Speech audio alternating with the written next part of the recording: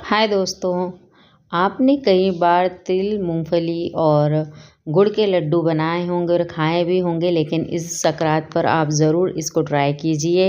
ये है तिल, गुड़ और मूंगफली के दानों की बर्फ़ी और ये बहुत ही स्वादिष्ट बनती है। जो नहीं भी बनाना जानते वो भी इसको इजीली बना लेंगे।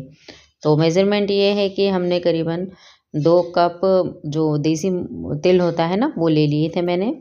2 कप ही मैंने मूँगफली के दाने ले लिए थे, ये कच्चे वाले हैं। और 2 कप मूँगफली के दाने हैं, 2 कप तिल है, तो 4 कप या साढ़े 3 कप हमें गुड़ लगेगा। तो यही रेशो रहता है, तो आप बिल्कुल रेशो को ध्यान में रखिए। अब मैंने पैन चढ़ा लिया था, अब हमें तिल को ड्राई रोस्ट करना है। तो बिल्कुल लो फ्लेम पर हम इसको रोस्ट करेंगे, क्योंकि तिल बहुत जल्दी भुन जाते हैं और अगर आपने इसको ज़्यादा भून दिए तो इनमें थोड़ा-सा कड़वापन भी आ जाता है। तो बस जैसे ही भुन जाए तो बिल्कुल वो चिटपिट करने लगेंगे और बढ़िया सा इनमें अरोमा आ जाएगा, मतलब खुशबू सी आने लगेगी। तो ये हमारे तिल भूनकर तैयार हो गए हैं। बिल्कुल लो फ्लेम पर आप इसको भूनिए। अब इसे हम निकाल लेंगे ठंडा होने के लिए एक प्लेट में। पूरी तरह से ठंडा होने पर ही हम इसका इस्तेमाल करेंगे। तो बस ये ठंडे हो रहे हैं, एक तरफ हम रख देंगे इन्हें ठंडा होने के लिए। इसके बाद में हम उसी पैन में हम जो हमारी मूंगफली है उसको भी हम रोस्ट कर लेंगे। तो मूंगफली भी आप बिल्कुल लो टू मीडियम फ्लेम पर आप इसको भूनिए और बिल्कुल छिलका उतरने से और चटक जाने से आपको पता चल जाएगा कि मूंगफली भुन चुकी है। तो बढ़िया सी ये भुन चुकी हैं। अब इसे भी हम अलग एक प्लेट में निकाल लेंगे। तो बढ़िया सी इसी को थोड़ा टाइम लगता है भुनने में, क्योंकि लो फ्लेम पर हम भूनते हैं ना, तो इसको टाइम लगता है। तो बस इसे अभी ठंडा करने के लिए अलग प्लेट में निकाल के रख लेंगे। तो जब तक ये ठंडा हो रही है, क्योंकि हमें इसके छिलके उतारने हैं, तो हम जब तक हमारी तिल ठंडी हो गई थी तो हम इसे बिल्कुल पीस लेंगे हम दरदरा सा। और गरम-गरम में कभी भी मत तिल को पीसे, नहीं तो ये अपना ऑयल रिलीज़ कर देगी। और बस यही तिल है, देसी तिल। अब मैंने ले लिया था एक मिक्सर का जार और जो मेरी सारी तिल है जो भुनी हुई वो इसमें मैं डाल दूँगी।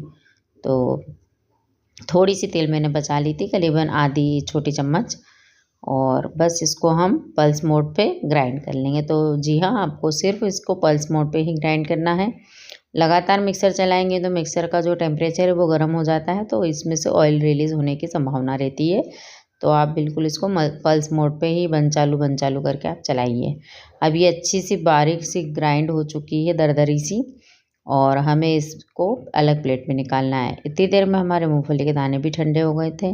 इनको मैंने अलग एक किचन टॉवल पे निकाल लिया है और इसके जो मसल कर इसके हम जो छिलके होते हैं ना, इसको हम अलग कर लेंगे।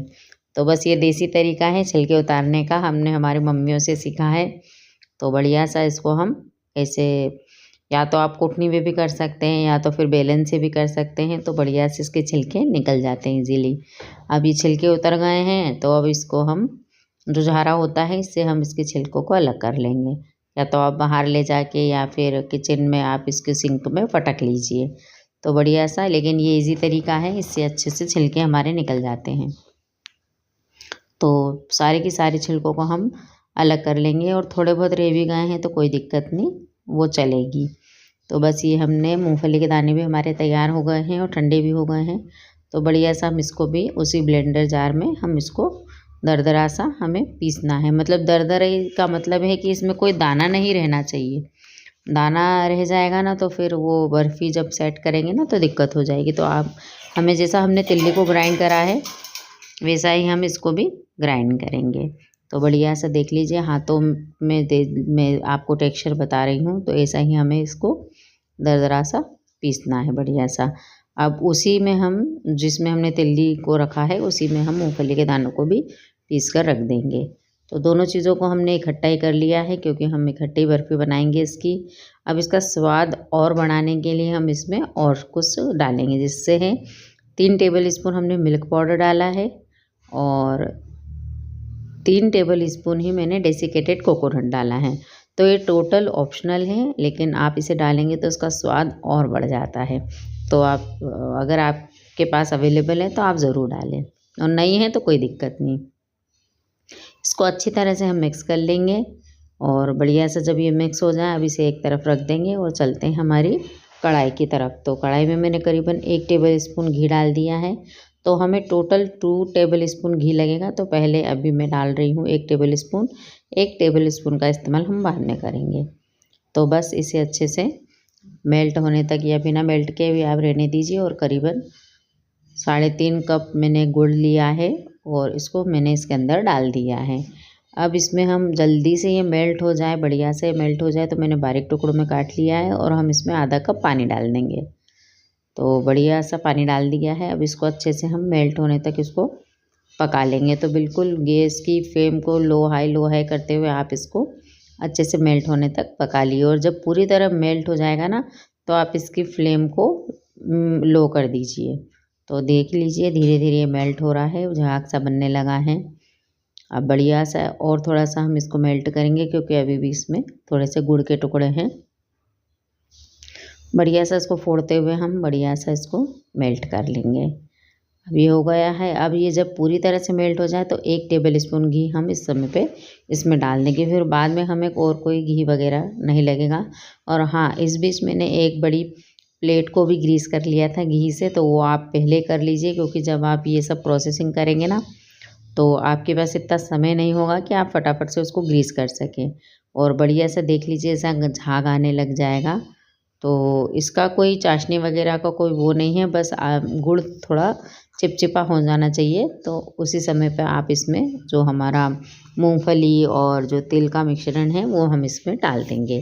पहले मैंने थोड़ा डाला है, थोड़े को मिक्स कर लूँगी और फिर बाद में पूरा का पूरा जो मिक्सचर है वो हम इसमें डाल देंगे। और बस अच्छे से इसे मिक्स कर लेंगे बढ़िया सा। तो हो सके तो आप नॉन स्टिक बर्तन ही लीजिए, क्योंकि उसमें चिपकता नहीं है। तो बढ़िया सा ये जब घी छोड़ने लगे, जब तक हमें इसे पकाना है, मतलब ये पैन छोड़ने लगेगा। तो देख लीजिए बढ़िया सा भूनते हुए इसको 2-3 मिनट हो गए हैं और ये घी छोड़ने लग गया है, मतलब इसने पैन को छोड़ दिया है। और ये हमारा जो तिल गुड़ की जो बर्फ़ी है वो उसका मिश्रण तैयार है बनकर। अब इसे हम करेंगे सेट। तो हम बढ़िया सा इसको सेट कर लेंगे। तो हम चलते हैं प्लेट के पास में, और जो हमारा सारा का सारा मिश्रण है तिल गुड़ और मूंगफली का, वो हम इसमें डाल देंगे। तो हमारी बर्फ़ी का मिश्रण हमने इसमें डाल दिया है। अब इसको फटाफट से हम फैलाना शुरू करेंगे। तो गरम गरम में ही आप जल्दी से इसको फैला लीजिए, क्योंकि सर्दी बहुत है ना, तो फटाफट से ये जमने लग जाता है। तो बढ़िया सा हम इसको फैला लेंगे। अब इसमें मतलब पहले इसमें लकड़ी के स्पैचुला में चिपक रहा था, तो मैंने सिलिकॉन का स्पैचुला ले लिया है और इससे मैं इसको सबको इक्वल कर दूंगी। तो बढ़िया सा, ना पतला ना मोटा, बढ़िया सा हम इसको फैला लेंगे और इक्वल इसको कर लेंगे किनारों से सेट करते हुए। अब इसमें मैंने थोड़ा बादाम का पाउडर डाल दिया था, थोड़ा सा, अगर है आपके पास तो डाल दीजिए। थोड़ी सी मैंने तिल बचा ली थी, तो वो भी मैंने डाल दी इसमें, ताकि देखने में सुंदर लगे। बिल्कुल मार्केट वाली जो बनती है ना, मिलती है वैसी। थोड़े से मैंने पिस्ता ले लिए थे, वो भी मैं डाल दूँगी इसके अंदर।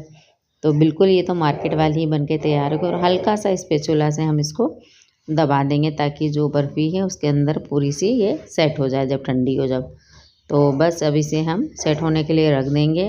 तो करीबन 10-15 मिनट में सेट होने के लिए रखूँगी। जब ये आधी ठंडी हो जाएगी तो हम इसमें कट लगा देंगे। तो करीबन ये आधी ठंडी हो चुकी है।